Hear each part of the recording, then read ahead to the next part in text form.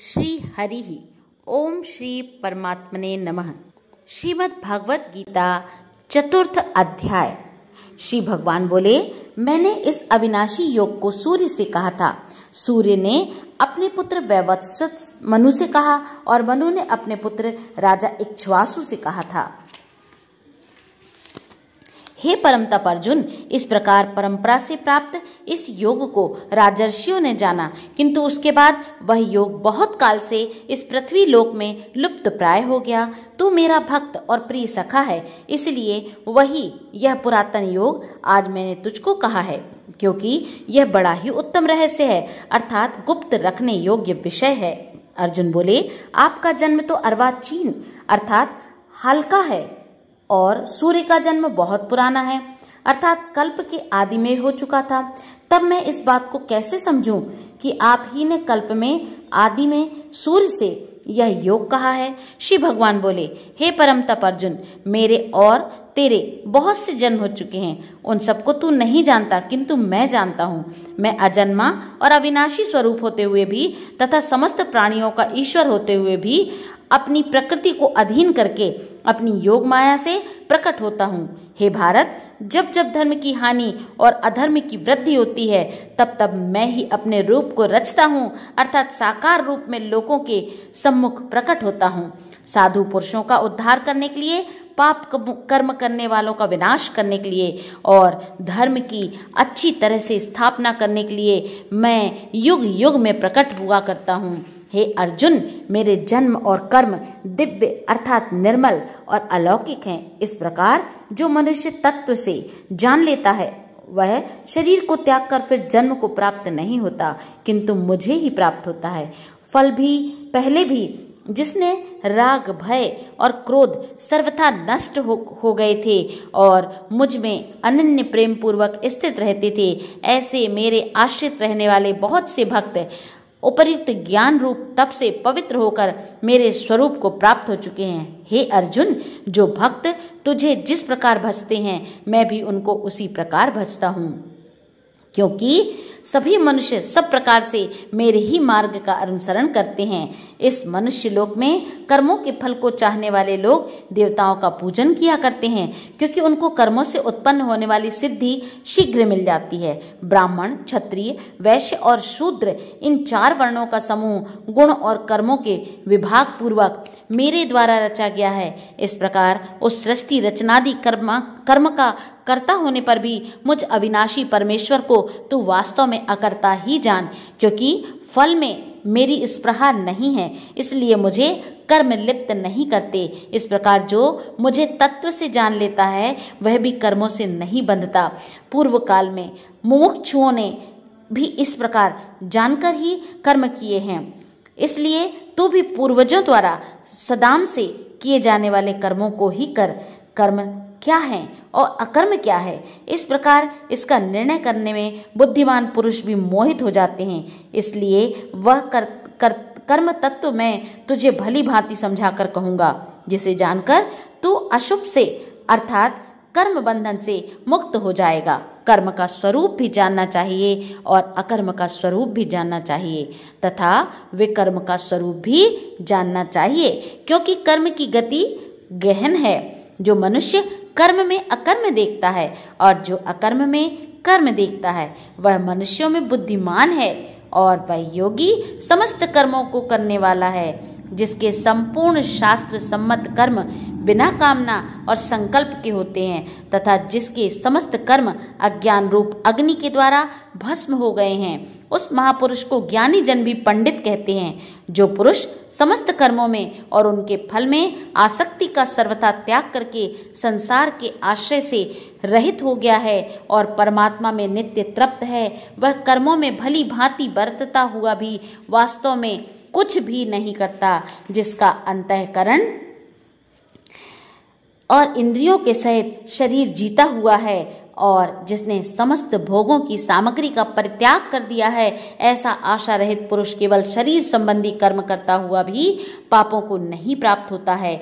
जो बिना इच्छा के अपने आप प्राप्त हुए पदार्थ में सदा संतुष्ट रहता है, जिसमें ईर्ष्या का सर्वथा अभाव हो गया है, जो हर्ष शोक आदि द्वंद्वों से सर्वथा अतीत हो गया है, ऐसा सिद्धि और असिद्धि में सम रहने वाला कर्मयोगी कर्म करता हुआ भी उसमें नहीं बंधता, जिसकी आसक्ति सर्वथा नष्ट हो गई है, जो देहाभिमान और ममता से रहित हो गया है, जिसका चित्त निरंतर परमात्मा के ज्ञान में स्थित रहता है, ऐसा केवल यज्ञ संपादन के लिए कर्म करने वाला मनुष्य के संपूर्ण कर्म फली भांति विलीन हो जाते हैं। जिस यज्ञ में अर्पण अर्थात शुभा आदि भी ब्रह्म हैं और हवन किए जाने योग्य द्रव्य भी ब्रह्म हैं तथा ब्रह्म रूप कर्ता के द्वारा ब्रह्म रूप अग्नि में आहुति देना रूप क्रिया भी ब्रह्म है, उस ब्रह्म कर्म में स्थित रहने वाले योगी द्वारा प्राप्त किए जाने योग्य फल भी ब्रह्म ही हैं। दूसरे योगी जन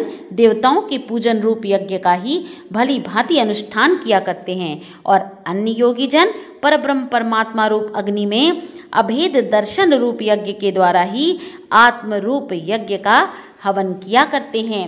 अन्य योगी जन क्षेत्र आदि समस्त इंद्रियों को संयम रूप अग्नियों में हवन किया करते हैं और दूसरे योगी लोग शब्दादि समस्त विषयों को इंद्रिय रूप अग्नियों में हवन किया करते हैं। दूसरे योगी जन इंद्रियों की संपूर्ण क्रियाओं को और प्राणों को समस्त क्रियाओं को ज्ञान से प्रकाशित आत्म संयम योग रूप अग्नि में हवन किया करते हैं। कई पुरुष द्रव्य संबंधी यज्ञ करने वाले हैं, कितने ही तपस्या रूप यज्ञ करने वाले तथा दूसरे कितने ही योग रूप यज्ञ करने वाले हैं, कितने ही अहिंसादि तीक्ष्ण व्रतों से युक्त यत्नशील पुरुष स्वाध्याय रूप ज्ञान यज्ञ करने वाले हैं। दूसरे कितने ही योगी जन अपान वायु में प्राण वायु को हवन करते हैं, वैसे ही अन्य योगी जन प्राण वायु में अपान वायु को हवन करते हैं तथा अन्य कितने ही नियमित आहार करने वाले प्राणायाम परायण पुरुष प्राण और अपान की गति को रोककर प्राणों को प्राणों में ही हवन किया करते हैं। ये सभी साधक यज्ञों द्वारा पापों का नाश कर देने वाले और यज्ञों को जानने वाले हैं। हे कुरुश्रेष्ठ अर्जुन, यज्ञ से बचे हुए अमृत का अनुभव करने वाले योगी जन सनातन पर ब्रह्म परमात्मा को प्राप्त होते हैं और यज्ञ ना करने वाले पुरुष के लिए तो यह मनुष्य लोक भी सुखदायक नहीं है, फिर परलोक कैसे सुखदायक हो सकता है भला। इसी प्रकार और भी बहुत तरह के यज्ञ वेद की वाणी में विस्तार कहे गए हैं, उन सब को तू मन इंद्रिय शरीर की क्रिया द्वारा संपन्न होने वाले जान। इस प्रकार तत्व से जानकर उनके अनुष्ठान द्वारा तू कर्म बंधन से सर्वथा मुक्त हो जाएगा। हे परम तप अर्जुन, द्रव्यमय यज्ञ की अपेक्षा ज्ञानमय यज्ञ अत्यंत श्रेष्ठ होता है तथा यावन मात्र संपूर्ण कर्म ज्ञान में समाप्त हो जाते हैं। उस ज्ञान को तू तत्वदर्शी ज्ञानियों के पास जाकर समझ, उनको भली भांति दंडवत प्रणाम करने से, उनकी सेवा करने से और कपट छोड़कर सरलता पूर्वक प्रश्न करने से वे परमात्म तत्व को भली भांति जानने वाले ज्ञानी महात्मा तुझे उस तत्व ज्ञान का उपदेश करेंगे, जिसको जानकर फिर तू इस प्रकार मोह को नहीं प्राप्त होगा। तथा हे अर्जुन, जिस ज्ञान के द्वारा तू संपूर्ण भूतों को निशेष भाव से पहले अपने में और फिर पीछे मुझ सच्चिदानंद घन परमात्मा में देखेगा, यदि तू अन्य सब पापियों से भी अधिक पाप करने वाला है तो भी तू ज्ञान रूप नौका द्वारा निस्संदेह संपूर्ण पाप समुद्र से भली भांति तर जाएगा। क्योंकि हे अर्जुन, जैसे प्रज्वलित अग्नि ईंधन को भस्ममय कर देता है, वैसे ही ज्ञान रूप अग्नि संपूर्ण कर्मों को भस्ममय कर देता है। इस संसार में ज्ञान के समान पवित्र करने वाला निसंदेह कुछ भी नहीं है। उस ज्ञान को कितने ही काल से कर्मयोग के द्वारा शुद्धकरण हुआ मनुष्य अपने आप ही आत्मा में पा लेता है। जितेंद्रिय साधन पारायण और श्रद्धावान मनुष्य ज्ञान को प्राप्त होता है तथा ज्ञान को प्राप्त होकर वह बिना विलंब के तत्काल ही भगवत प्राप्ति रूप परम शांति को प्राप्त हो जाता है। विवेकहीन और श्रद्धा रहित संशय युक्त मनुष्य परमार्थ से अवश्य भ्रष्ट हो जाता है। ऐसे संशय युक्त मनुष्य के लिए न यह लोक है, न परलोक है और ना ही सुख ही है। हे धनंजय, जिसने कर्म योग की विधि से समस्त कर्मों का परमात्मा में अर्पण कर दिया है और जिसने विवेक द्वारा समस्त संशयों का नाश कर दिया है, ऐसे वश में किए हुए अंतःकरण वाले पुरुष को कर्म कभी नहीं बांधते। इसलिए हे भरतवंशी अर्जुन, तू हृदय में स्थित इस अज्ञान जनित अपने संशय का विवेक ज्ञान रूप तलवार द्वारा छेदन करके समत्व रूप कर्म योग में स्थित हो जा और युद्ध के लिए खड़ा हो जा। ओम तत्सदिति श्रीमद् भगवत गीता सुपनिषस्तु ब्रह्म विद्यायाम योग शास्त्रे श्री कृष्णार्जुन संवादे ज्ञान कर्म संन्यास योगो नाम 4 अध्याय समाप्त। बोलो श्री कृष्ण भगवान की जय।